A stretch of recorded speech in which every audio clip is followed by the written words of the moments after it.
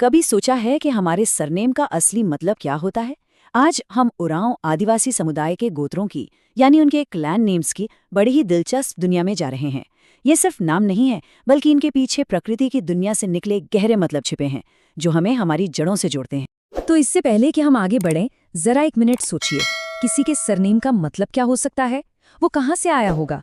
अक्सर हमारे नाम हमारी सोच से कहीं ज्यादा गहरी कहानियां लिए होते हैं, जो हमारे पूर्वजों और हमारी विरासत के बारे में बहुत कुछ बताते हैं।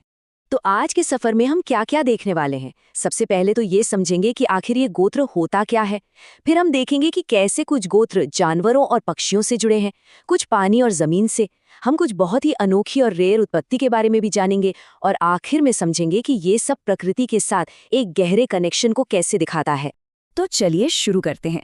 सबसे पहले ये समझना बहुत जरूरी है कि जब हम उरांव कम्युनिटी के कॉन्टेक्स्ट में गोत्र की बात करते हैं, तो इसका असल में मतलब क्या है।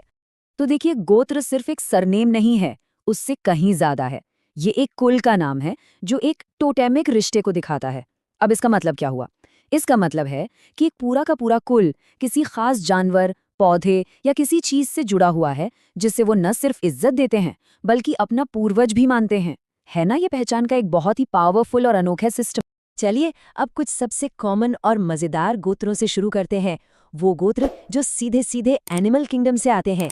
ये नाम उस माहौल और उन ताकतवर जीवों को दिखाते हैं जिनके साथ ये समुदाय सदियों से रहता आया है। ये देखिए कुछ कमाल के एग्जाम्पल्स। लकड़ा का मतलब है टाइगर या शेर, जंगल का राजा। तिग्गा मतलब बंदर, जो अपनी चालाकी के लिए जाना जाता है। फिर है खोया यानी जंगली कुत्ता। ये सारे जानवर शक्ति, होशियारी और नेचर के अलग अलग पहलुओं को दिखाते हैं। अब लकड़ा गोत्र की बात करें तो ये बहुत ही दिलचस्प है। बाघ सिर्फ एक जानवर नहीं है, है ना? वो तो जंगल में हिम्मत और ताकत का सिंबल है। तो इस नाम को रखने का मतलब है अपने पूरे कुल को उस ताकत और सम्मान से जोड़ना। ये दिखाता है कि ये नाम सिर्फ पहचान के लिए नहीं है, बल्कि इनके पीछे एक गर्व की कहानी भी है। पर कहानी सिर्फ जमीन पर रहने वाले जानवरों पर खत्म नहीं होती।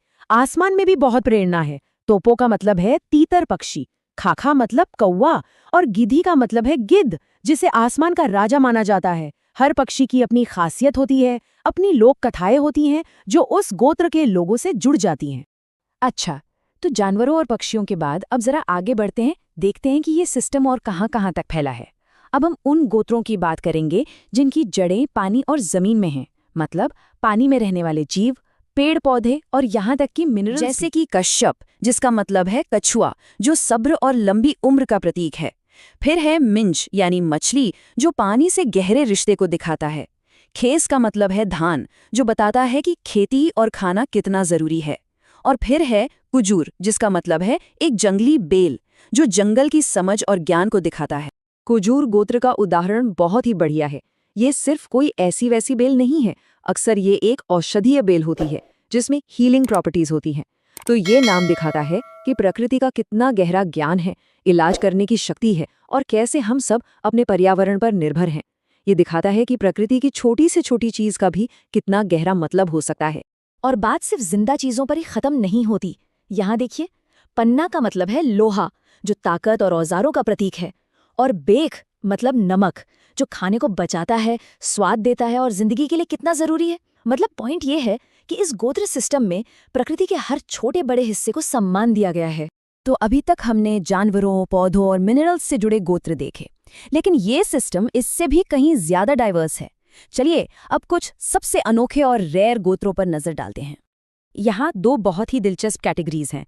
पहली है खंडित गोत्र। इसमें नाम किसी चीज के हिस्से या फिर किसी प्रोसेस्ड आइटम से आते हैं, जैसे किस्पुट्टा का मतलब है सुअर का पेट, या अमरी, जिसका मतलब है चावल का पानी या माड़। ये दिखाता है कि रोजमर्रा की मामूली चीजें भी कितनी मायने रखती हैं। और दूसरी कैटेगरी है जगह पर आधारित गोत्र। ये नाम ज्योग्राफिकल फीचर्स से आते हैं, जैसे बांध या जुबी, जिसका मतलब होता है दलदली जमीन। और सोर्स हमें ये भी बताता है कि ये जो जगह से जुड़े गोत्र हैं, जैसे कि बांध और जूबी, ये बहुत ही रेयर हैं। इन गोत्रों के लोग बहुत कम मिलते हैं, जो इन्हें और भी ज़्यादा खास और थोड़ा मिस्टीरियस बना देता है। तो जब हम इन सारे अलग अलग गोत्रों को एक साथ देखते हैं, जानवरों से, पौधों से, मिनरल से और यहाँ तक कि जगहों से, तो हमें क्या समझ आता है? ये सब मिलकर एक बड़ी तस्वीर बनाते हैं। तो यहाँ से जो सबसे ज़रूरी बातें निकल कर आती हैं वो ये हैं कि उरांव गोत्र सिर्फ नाम नहीं है, ये पहचान का एक पूरा सिस्टम है जिसकी जड़ें प्रकृति में बहुत गहरी हैं। ये नाम सिर्फ कोई लेबल नहीं है, बल्कि ये पर्यावरण के साथ एक गहरे आध्यात्मिक बंधन को दिखाते हैं। हर गोत्र अपने आप में एक कहानी है, अपने वंश की, अपनी संस्कृति की और अपने इकोसिस्टम से जुड़ाव की, जो एक पीढ़ी से दूसरी पीढ़ी तक जाती है। और ये सब हमें एक आखिरी सवाल पर लाकर छोड़ देता है। जिस तरह उरांव गोत्र अपने पर्यावरण से इतने गहरे जुड़े हुए हैं, क्या हमारी अपनी पहचान भी हमारे आसपास की दुनिया से नहीं बनती? हमारे शहरों से, हमारे गांव से, हमारी नदियों और पहाड़ों से? ये एक ऐसा सवाल है जिस पर हम सबको सोचना चाहिए। आज हमारे साथ जुड़ने के लिए बहुत बहुत शुक्रिया।